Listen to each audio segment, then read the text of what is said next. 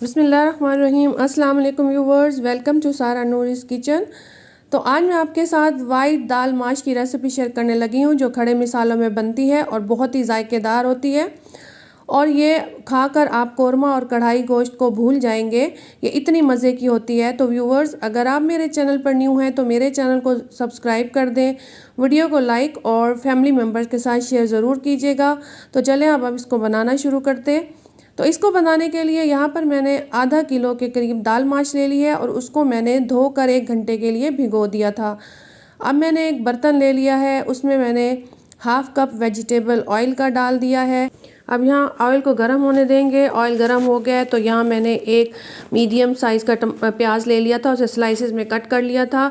वो प्याज मैंने ऑयल में ऐड कर दिया है और अब हम प्याज को ऑयल में फ्राई करेंगे और उस वक्त तक फ्राई करेंगे जब तक कि इनका कलर डार्क ब्राउन नहीं हो जाता। यहाँ पे हमने प्याज को अच्छी तरह से ब्राउन कर लेना है।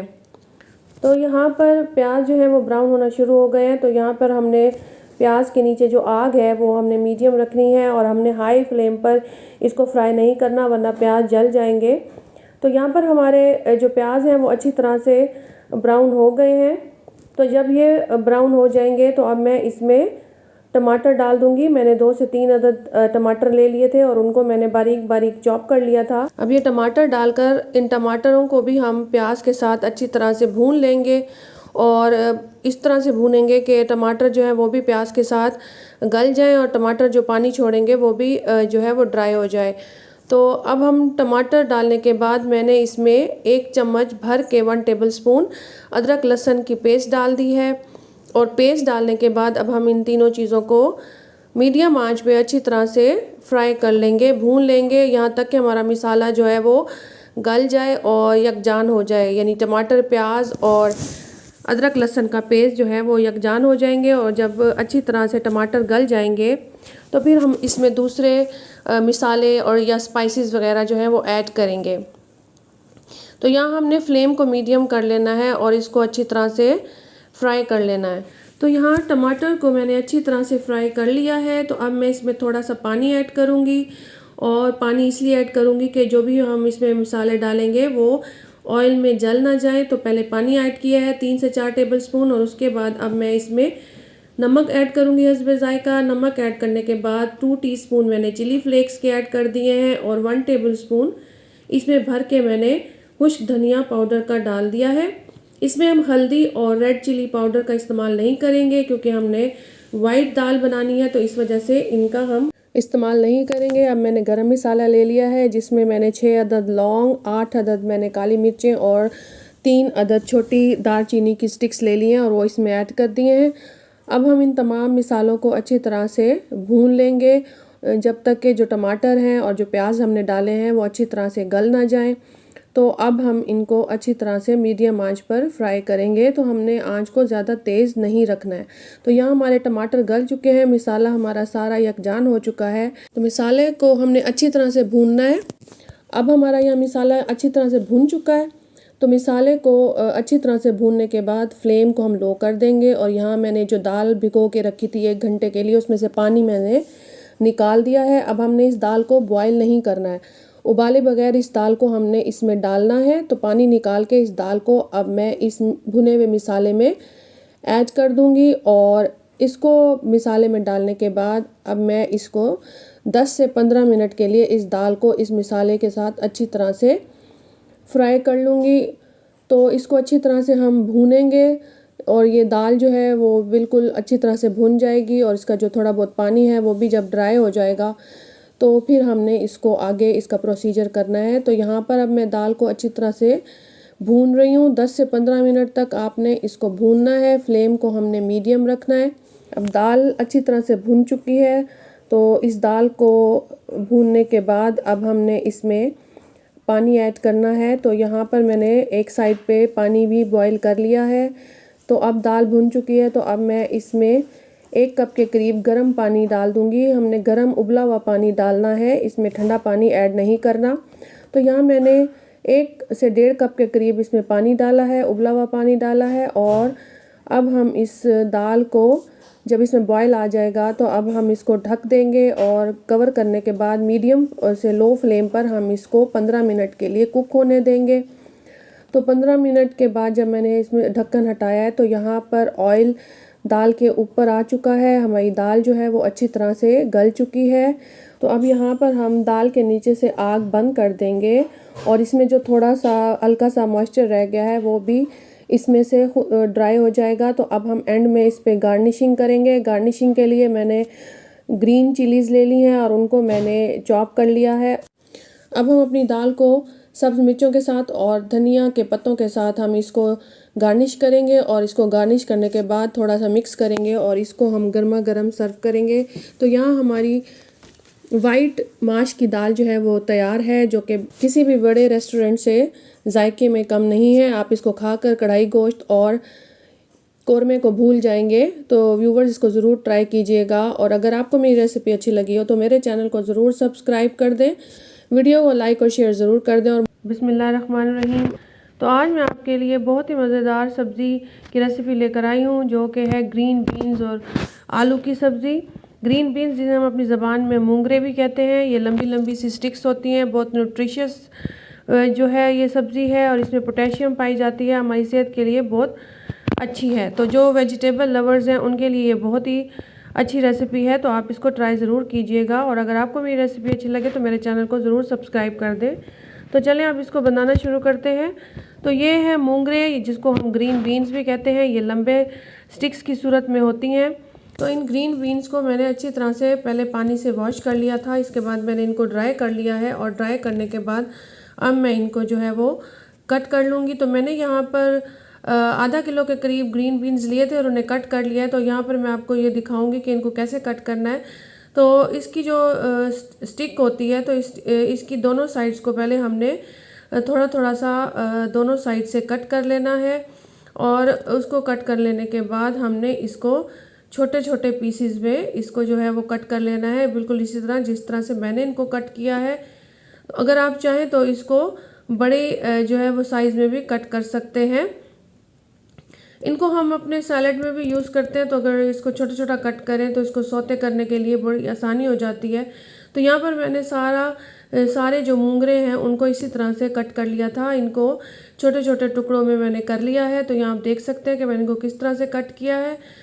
तो अब हमने जब मूंगरों को कट कर लिया है तो अब हम इनको जो है वो पकाना शुरू करते हैं। तो इसको पकाने के लिए मैंने यहाँ पर एक कढ़ाई ले ली है और इसमें मैंने जो है वो 2 बड़े चम्मच जो है भर के ऑयल के डाल लिए हैं, जो कि आधा कप बनता था। इसके बाद मैंने इसमें 1 टीस्पून के करीब मैंने इसमें ज़ीरा डाल दिया है। ऑयल को थोड़ा सा मैंने पहले गर्म होने दिया था, फिर मैंने इसमें ज़ीरा डाला है और ज़ीरे को जो है वो हम 1 मिनट के लिए थोड़ा सा कड़कड़ाएंगे।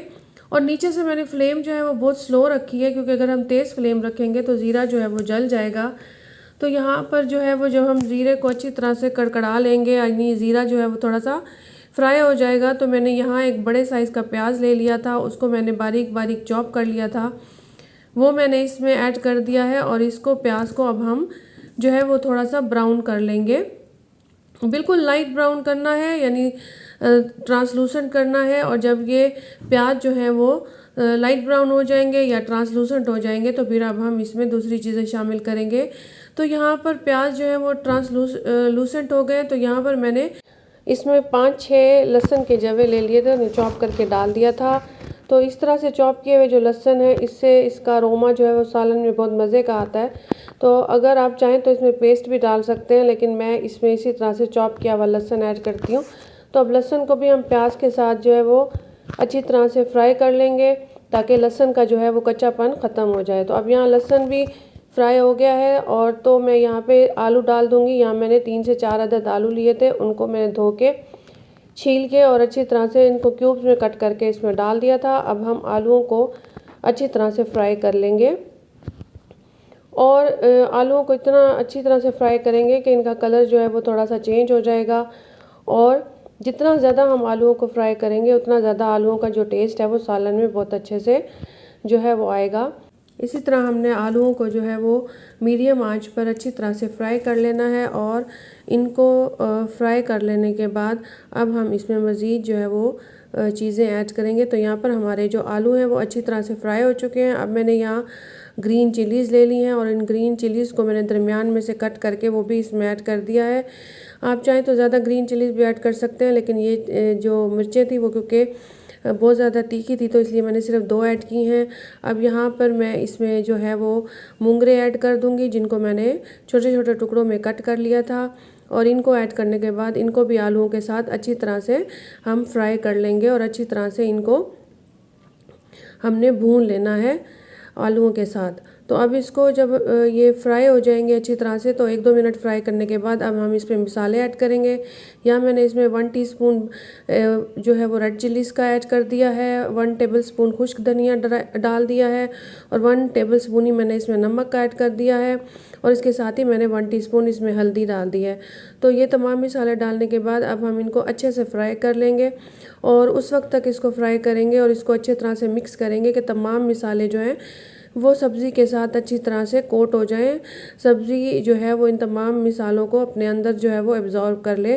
तो हमने उस वक्त तक इसको आपस में मिक्स करना है। तो अब मैं इसको लो फ्लेम पर जो है वो 10 से 15 मिनट के लिए पकने के लिए रख दूँगी। मैंने इसको ढक दिया था।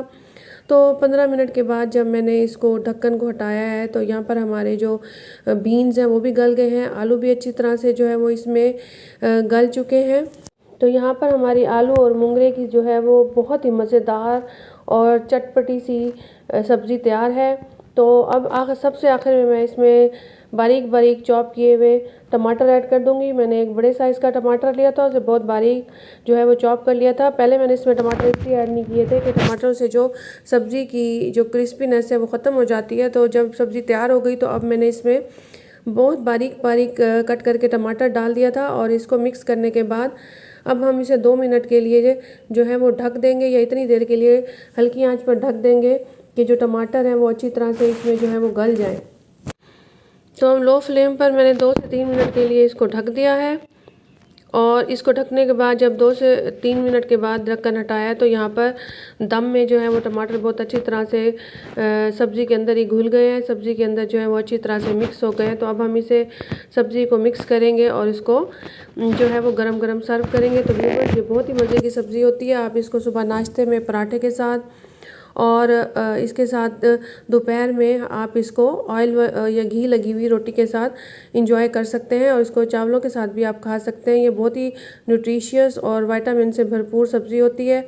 आखिर में आप इसके ऊपर गरम मसाला छिड़क दें। मैंने इस पर 1 टीस्पून गरम मसाला छिड़का था, साथ थोड़ी सी मैंने हरी धनिया जो है वो इसके ऊपर पत्ते काट के डाल दिए थे और इसको अच्छी तरह से जो है वो मिक्स कर लिया था। तो यहाँ पर हमारी सब्ज़ी जो है वो तैयार है। अब हम इसको सर्व करेंगे और इसको मज़े से इंजॉय करेंगे। तो व्यूवर्स, आप देख सकते हैं कि ये कितनी मज़े की सब्ज़ी बनकर तैयार हुई है।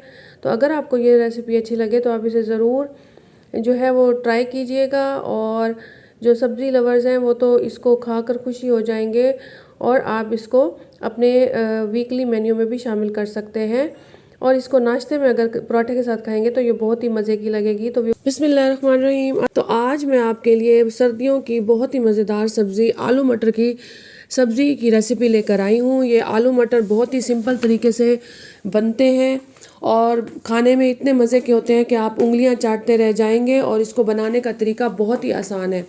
तो व्यूवर्स, अगर आप मेरे चैनल पर न्यू हैं तो पहले मेरे चैनल को सब्सक्राइब कर दें, वीडियो को लाइक और शेयर ज़रूर कर दें और इस वीडियो को आखिर तक देखें ताकि आपको तमाम तरीके का पता चले कि इसको किस तरह से बनाना है। तो चलें इसे बनाना शुरू करते हैं। इसको बनाने के लिए यहाँ पर मैंने 1/2 कप वेजिटेबल ऑयल डाल दिया है और उसके साथ जब ऑयल गर्म हो गया तो मैंने इसमें 1 टीस्पून ज़ीरा डाल दिया था।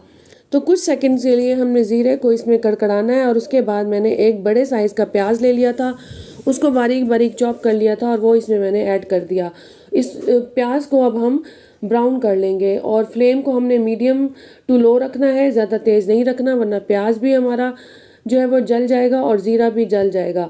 तो जब प्याज हमारा जो है वो ब्राउन हो जाएगा और ऑयल जो है वो प्याज और ज़ीरे को छोड़ देगा तो अब मैं इसमें जो है वो लहसुन और अदरक का पेस्ट ऐड कर दूंगी जो मैंने 1 टेबलस्पून लिया था और मैंने लहसुन और अदरक में थोड़ा सा पानी डालकर ग्राइंडर में इसकी पेस्ट बना ली थी और वो मैंने इसमें ऐड कर दिया था। तो अब इसको भी हम अच्छी तरह से ऑयल में जो है वो फ्राई कर लेंगे और जब लहसुन अदरक का पानी जो है वो ड्राई हो जाएगा और ये अच्छी तरह से फ्राई हो जाएंगे।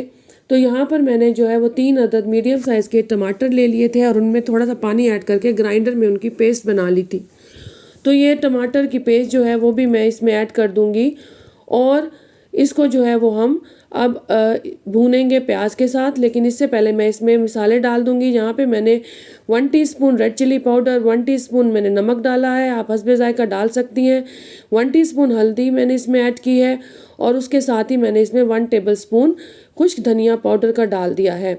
और अब हम इनको अच्छी तरह से फ्राई कर लेंगे। तो इस मसाले को और टमाटरों को भी हम अच्छी तरह से भून लेंगे और टमाटरों का पानी खुश्क होने देंगे। तो यहाँ पर मसालों को अच्छी तरह से टमाटरों के साथ मिक्स करने के बाद अब इसको थोड़ी देर के लिए 2 से 3 मिनट के लिए ढक देंगे ताकि टमाटरों का पानी ड्राई हो जाए।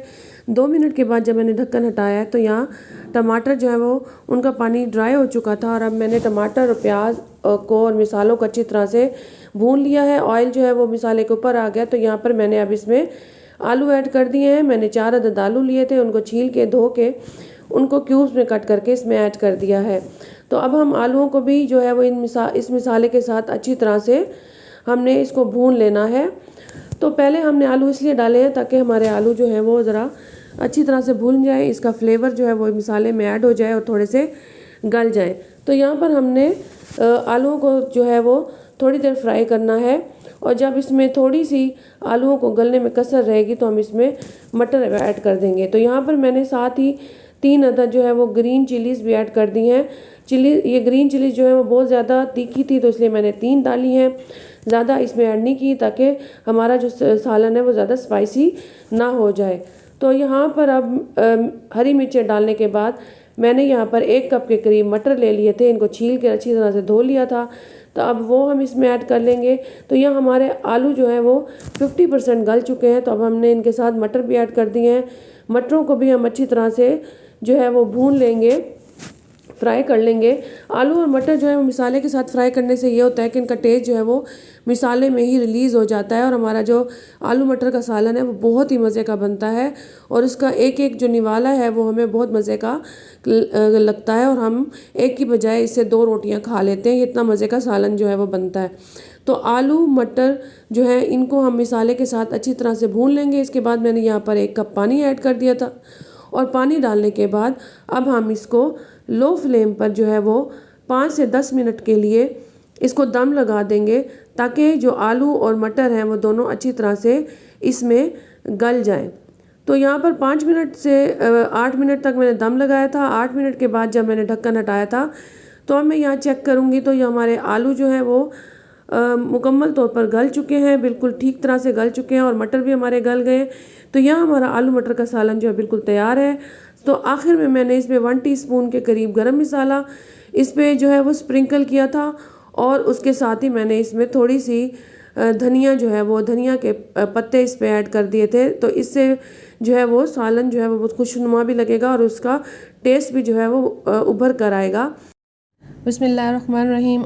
तो आज मैं अपने किचन में आपके लिए बहुत ही मज़ेदार झटपट बनने वाला बारबेक्यू बैंगन का भरता की रेसिपी लेकर आई हूँ। ये एक ऐसी रेसिपी है जो कि खाने में बहुत मज़ेदार होती है, 5-10 मिनट के अंदर बनकर तैयार हो जाती है और बहुत ही जायकेदार होती है। तो व्यूवर्स, अगर आपको मेरी रेसिपी अच्छी लगे और आप मेरे चैनल पर न्यू हैं तो पहले मेरे चैनल को सब्सक्राइब कर दें, वीडियो को लाइक और शेयर ज़रूर कर दें और कमेंट्स में मुझे अपना फ़ीडबैक ज़रूर दें। तो चले इसे बनाना शुरू करते हैं। तो इसको बनाने के लिए यहाँ मैंने बैंगन ले लिए हैं। मैंने 4 बैंगन जो है वो ले लिए थे। तो उनको मैंने अच्छी तरह से धोकर और उनको टैप ड्राई कर लिया था, यानी कपड़े से अच्छी तरह ड्राई कर लिया था। और ड्राई करने के बाद मैंने चारों बैंगन में दरमियान में छुरी से कट लगा लिया था और इस तरह से हमें ये भी पता चल जाता है कि बैंगन अंदर से बिल्कुल साफ़ है। तो इसके बाद मैंने इसको हम आग पे रख दिया था। डायरेक्ट आग पे रख देना है और आग जला लेनी है और इनको रोस्ट कर लेना है और उनको उस वक्त तक रोस्ट करना है जब तक कि इनकी जो ऊपर वाली लेयर है वो सारी जो है वो अच्छी तरह से जल नहीं जाती। और हमने इनको बीच बीच में जो है वो इनको रोटेट भी करते रहना है, यानी इनकी साइड्स बदलते रहना है ताकि ये चारों साइड से अच्छी तरह से जो है इनकी ऊपर वाली लेयर बर्न हो जाए। तो यहाँ पर हमारी जो बैंगन है उनकी ऊपर वाली लेयर बर्न हो चुकी है, रोस्ट हो गए हैं। तो यहाँ पे 2 तरीक़ों से बैंगन जो है उनको ठंडा करूँगी। एक तो मैंने रोस्टेड बैंगन को प्लेट में रख दिया है, इसको ठंडा करेंगे।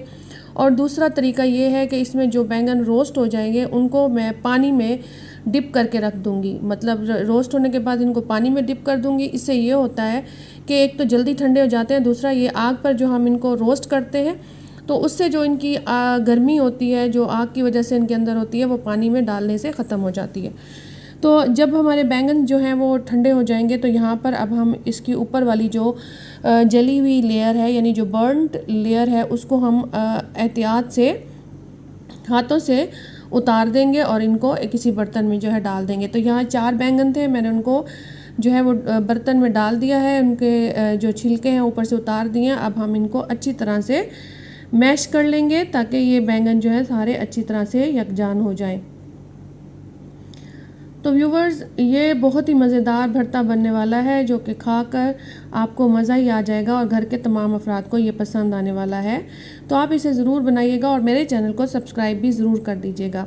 तो यहाँ पर हमने बैंगन के जो रोस्टेड बैंगन थे उनको अच्छी तरह से मैश कर लिया है। अब मैंने बर्तन ले लिया है, उसमें मैं हाफ़ कप वेजिटेबल ऑयल का मैंने इसमें डाल दिया है। और जब ऑयल जो है वो गर्म हो जाएगा, हमने मीडियम फ्लेम रखनी है। तो इसमें मैंने एक बड़े साइज़ का प्याज बारीक बारीक स्लाइसेस में कट कर लिया था, वो मैंने इसमें डाल दिया था। और अब हमने इनको फ्राई करना है ऑयल में।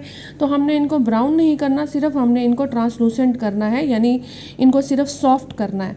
तो यहाँ पर जब हम प्याज अच्छी तरह से ऑयल में सॉफ्ट हो जाएंगे, ट्रांसलूसेंट हो जाएंगे, तो यहाँ पर मैंने एक बड़े साइज़ का टमाटर ले लिया था और उसको बहुत बारीक बारीक चॉप कर लिया था। अगर आपके पास बड़े साइज़ का टमाटर नहीं है तो आप छोटे साइज़ के 2 टमाटर ले सकते हैं और इनको बिल्कुल बारीक बारीक चॉप कर लेना है ताकि ये अच्छी तरह से इसमें जो है वो मैश हो जाए। तो इन टमाटरों को भी हमने प्याज के साथ अच्छी तरह से जो है वो फ्राई कर लेना है। और जब टमाटर और प्याज दोनों नरम हो जाएंगे, प्याज जो है टमाटर जो है वो प्याज के साथ बिल्कुल यकजान हो जाएंगे, तो फिर हम इसमें दूसरे जो है वो इंग्रेडिएंट यानी मिसाले जो है इसमें ऐड करेंगे। तो यहाँ सबसे पहले मैंने हाफ़ टी स्पून ज़ीरा डाल दिया है, यानी क्यूमन सीड्स डाले हैं, इससे इसका टेस्ट बहुत अच्छा आता है। और इसको डालने के बाद हम जो है वो 1 मिनट के लिए इसको अच्छी तरह से चम्मच से चला लेंगे ताकि जो ज़ीरा है वो इसमें अच्छी तरह फ्राई हो जाए। इसके बाद मैंने हस्बे ज़ायका नमक ऐड कर लिया। मैंने यहाँ 1 टीस्पून नमक ऐड किया था, आप अपने जायके के मुताबिक कर सकते हैं। फिर मैंने 2 टीस्पून इसमें रेड चिली पाउडर ऐड कर दिया था, हाफ़ टी स्पून मैंने इसमें हल्दी पाउडर का ऐड कर दिया है।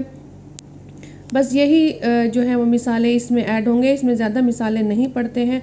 और इन तमाम मिसालों को भी हम प्याज और टमाटरों के साथ अच्छी तरह से इनको भून लेंगे और उस वक्त तक भूनेंगे जब तक कि ऑयल जो है वो साइड्स को छोड़ नहीं देता और जो हमने मिसाला तैयार किया है ऑयल उसके ऊपर नहीं आ जाता, तो प्याज और टमाटरों का पानी जो है वो ड्राई नहीं हो जाता। तो यहाँ पे हमने मिसाले को अच्छी तरह से जो है वो फ्राई कर लिया है और ऑयल जो है वो आप देख सकते हैं ऑयल ने जो है वो जो किनारे हैं वो छोड़ दिए हैं। तो अब यहाँ पे हमने जो मैश किए थे अपने बैंगन जो हमने रोस्ट किए थे आग पे, फिर हमने उनको मैश किया था, वो रोस्टेड बैंगन जो है वो हमने इस मिसाले में डाल देने हैं और इनको अच्छी तरह से हमने आपस में जो है वो मिक्स करके उसको थोड़ी देर के लिए सिर्फ हमने इसको फ्राई करना है, क्योंकि बैंगन जो है वो हमने रोस्ट किए थे आग पर, तो वो ऑलरेडी जो है वो कुकड है, नरम हो चुके हैं और उसमें बहुत ही अच्छा बारबेक्यू का या तंदूरी जो है वो फ्लेवर आ चुका है। अब हम इसको अच्छी तरह मिक्स करके सिर्फ 1 मिनट के लिए जो है हमने इसको भूनना है और उसके बाद इस पे मैंने ग्रीन चिलीज़ रख दी हैं। आप चाहें तो ग्रीन चिलीज़ कट के भी डाल सकते हैं, मैंने कट कर डालने की बजाय साबित रख दिए हैं। और हम इसको 5 मिनट के लिए बिल्कुल दम वाली फ्लेम पर इसको दम पर लगा देंगे। तो 5 मिनट के बाद जब मैंने ढक्कन हटाया है तो हमारा बहुत ही मज़ेदार बारबेक्यू बैंगन का भरता जो है वो तैयार है। आप इसे ज़रूर ट्राई कीजिएगा, ये खाने में बहुत मज़ेदार होता है। आप इसमें दही को भी ऐड कर सकते हैं या दही के रायता भी बना सकते हैं, उस रायते के साथ आप इसको खाएंगे तो ये बहुत ही मज़े का लगेगा। आप इसको चपाती के साथ भी खा सकते हैं, आप इसको बॉयल्ड राइस के साथ भी इसको इंजॉय कर सकते हैं। ये खाने में बहुत ही जिस तरीके से भी खाएंगे ना उस तरीके से ये बहुत ही मज़े का लगेगा। तो कैसी लगी आपको मेरी रेसिपी व्यूवर्स?